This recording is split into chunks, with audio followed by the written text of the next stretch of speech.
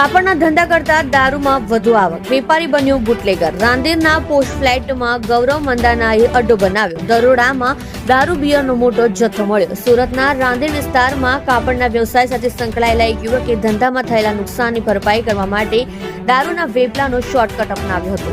જોકે તેનો આ નવો ધંધો લાંબો ચાલ્યો નહીં અને રાંદેર પોલીસે બાતમીના આધારે તેને રંગે હાથ ઝડપી પાડ્યો છે।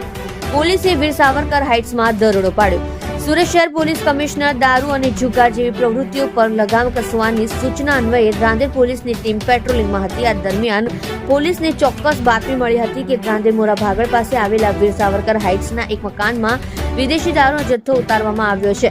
બાતમીના આધારે પોલીસે પંચોની સાથે રાખી કોલક H602 મકાનમાં દરોડો પાડ્યો હતો, જ્યાંથી પોલીસને વિવિધ બ્રાન્ડનો ભારતીય બનાવટનો વિદેશી દારૂ અને બિયરનો મોટો જથ્થો મળી આવ્યો હતો। કાપડનો વેપારી કેવી રીતે બન્યો બુટલેગર?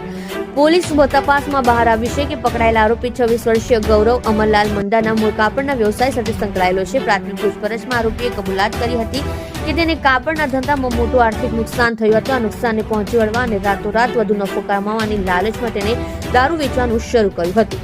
જે વેપારી અત્યાર સુધી કાપડના તાકા વેચતો હતો તે હવે વિદેશી દારૂની બોટલોનું વેચાણ કરવા લાગ્યો હતો। જપ્ત કરાયેલ મુદ્દામાલની વિગત। પોલીસે સ્થળ પરથી આશરે ₹1,50,636 ની કિંમતનો મુદ્દામાલ જપ્ત કર્યો છે, જેમાં royal Stag, Blender Sprite, magic moments vodka અને રોયલ ચેલેન્જ જેવી પ્રીમિયમ બ્રાન્ડની નાની મોટી અસંખ્ય બોટલો, કિંગફિશર અલ્ટ્રા સ્ટ્રોંગ, બડવાઇઝર, મેગ્નમ અને કોરોના એક્સ્ટ્રા જેવા મોંઘા બિયરના ટીન અને ગુનામાં વપરાયેલ સફેદ કલરનું એક્ટિવા મોપેડ GJ05FW2190 અને એક વિવો કંપનીનો મોબાઈલ ફોન શામેલ છે।